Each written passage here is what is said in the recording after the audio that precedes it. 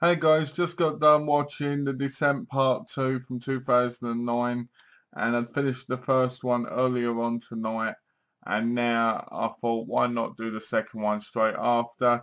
So this one was directed by John Harris and written by James McCarthy and Jay Blakeson, and it stars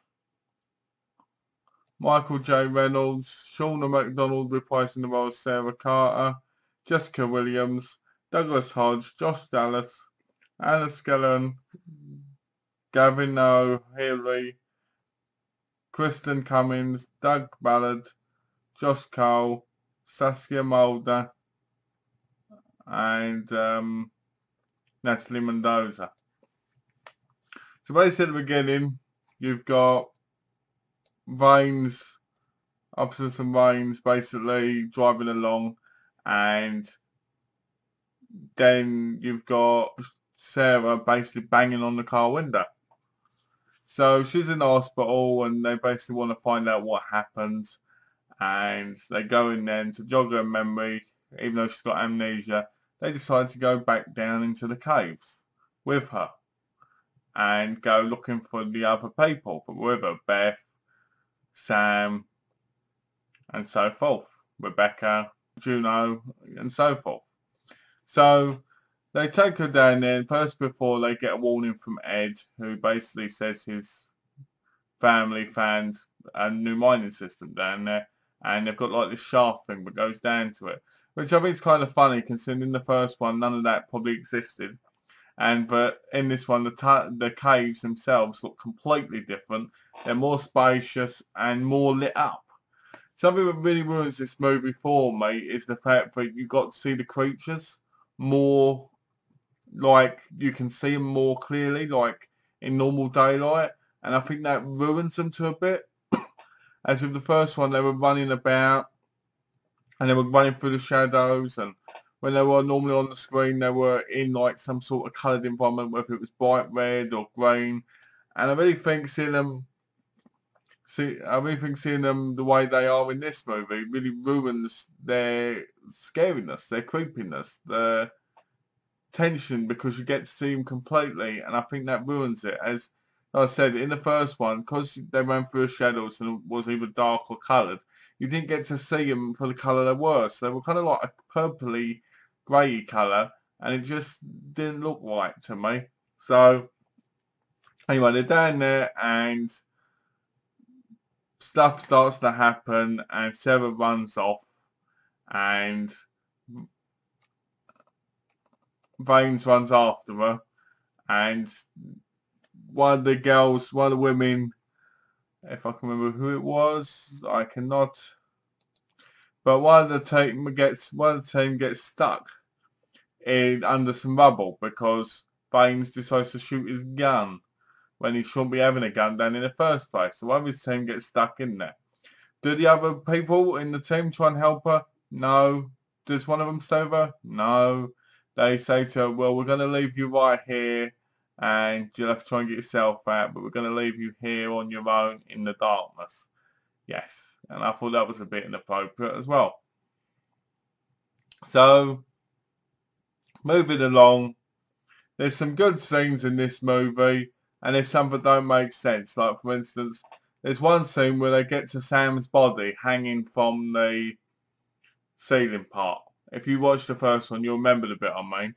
And where Sam was and Rebecca and Juno were. Rebecca gets killed and Juno runs and jumps, and she goes straight down into the water, right? In this one, the woman and the guy, they're both hanging from it, and the guy falls off, and he goes down to a big black pit.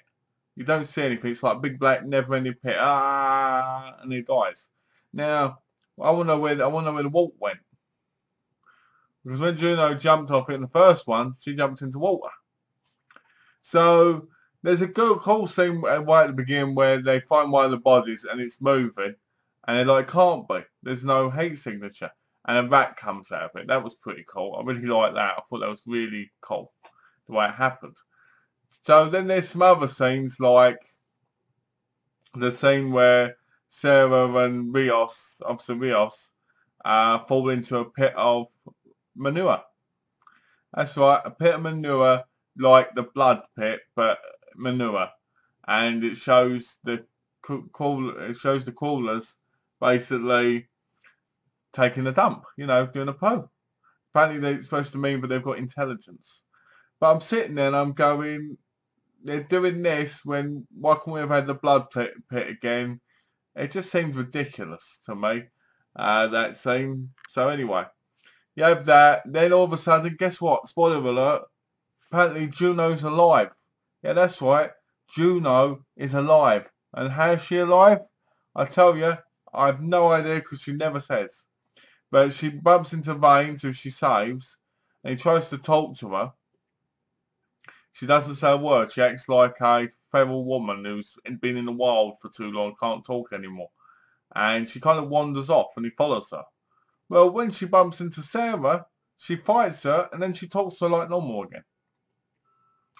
And Sarah's like, oh no, Juno, we're all right now. Yeah, about 10 minutes earlier, she was telling Officer Rios about how Juno cheated on her husband. I basically had sex with Sarah's husband and killed Beth. And I'm like, the ending of the first one where she gets him in the leg with the pick was so epically cool. But it was like, why are they ruining it? By Juno being alive and by them forgiving each other. You're like, how can you forgive? How can Juno forgive Sarah for doing it, and how can Sarah forgive Juno? It's like, oh yeah, let's make this film even more rubbish. Then you've got the ending where then you've got the bit with Vanes where he handcuffs himself to Sarah. They've got to go across this bridge bit, but she's falling because it's very delicate from weight. So what does Vanes decide to do? Because they're handcuffed, he says we have to go at the same time, even though it wasn't appropriate for one person. It was half the size of him. So that breaks and he's hanging and they have to cut his arm off. And you're like, this could have been avoided.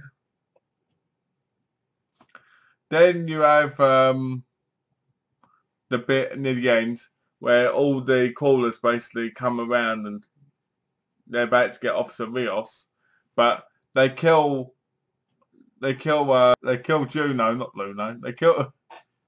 They kill Juno, and then Juno gets up and goes and bites the neck of one and kills them. Now what I want to know is they get a lot of blood in their mouth from these crawlers. Have these crawlers got rabies? Have they got some sort of weird illness that they could be catching? Who knows? But I'm like, meh, I won't want to be with these women afterwards. So Rios is about to get it. They're about to all jump on her, and Sarah starts screaming, and then you see all these crawlers running to her as Rios runs.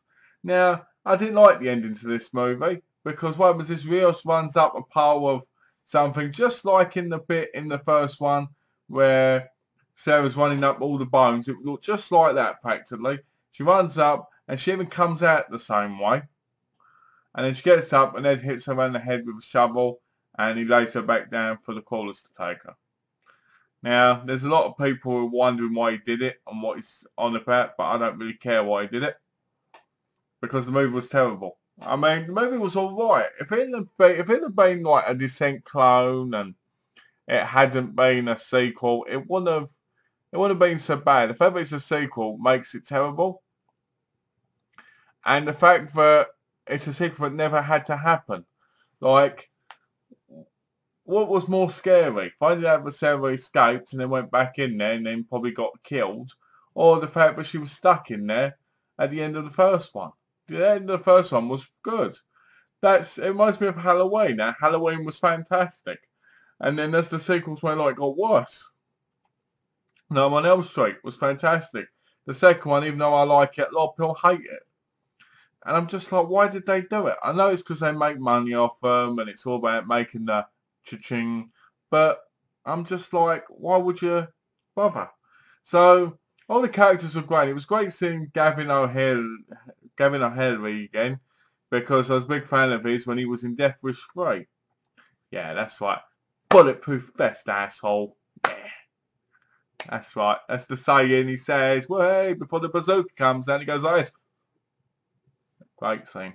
Great scene. Great scene. Great scene. So yeah, everybody played their roles pretty good. It was great seeing the people again who were in the first one, the ones that survived anyway. But it was also a bit annoying. Like, they find the camera from the first one and it's still working. And you're wondering what Juno had to eat. Was she eating dead crawlers? Was she eating rats? What was she doing? And her leg was wrapped, and you're like, wouldn't it have got septic from all this horrible bite, all this horrible grime everywhere, and all this disgusting manure, and all these dead bodies that have rotted, and like none of the bodies have properly rotted, and like when Sam's hanging and they hang from her, blood spurts over. Well, it wouldn't have done that because she'd have been dead for too long. So a lot of this movie makes no sense, and a lot of it's stupid. But if you take it into consideration that one, it's a sequel that never should have existed. Two, but it's okay to a degree. I mean, it was an easy watch for me. It wasn't like I was struggling to watch it. There's sometimes you sit there and you're watching and you're like, oh, when's it going to end? This was one of those movies. It just wasn't good in the fact that it was the sequel. And, you know, it didn't need to be a sequel because not knowing what happened to Sarah would have made it a lot better. But that's what happens. Sequels ruin things. So they reckon there could be a third one coming out eventually. I'm hoping there's not, because if they did, it'd probably be even worse and probably end up like the Wrong Turn franchise. So yeah, overall I'd give it a 2.5 because it's got nowhere near the claustrophobic feeling that the first one did. The lighting's nowhere as good. It feels like they've constantly got lights coming from the outside and it kind of ruins the tension, but they're stuck in there. The layout of the cave didn't feel the same. It felt like a cheaper set. And it didn't feel like the same area when they were above. So it was very upsetting and very annoying knowing that the second one was a really cheap, horrible budget version of the first one. Because that's what it felt like anyway. So overall, it's okay. If you like the first one, you might as well give this one a go. But don't expect much because it's not going to give you the things you got from the first one. Especially the special lighting. So as always guys, thanks for watching. And I hope you enjoyed this review. And as always, please subscribe and take care, guys. And have a lovely day.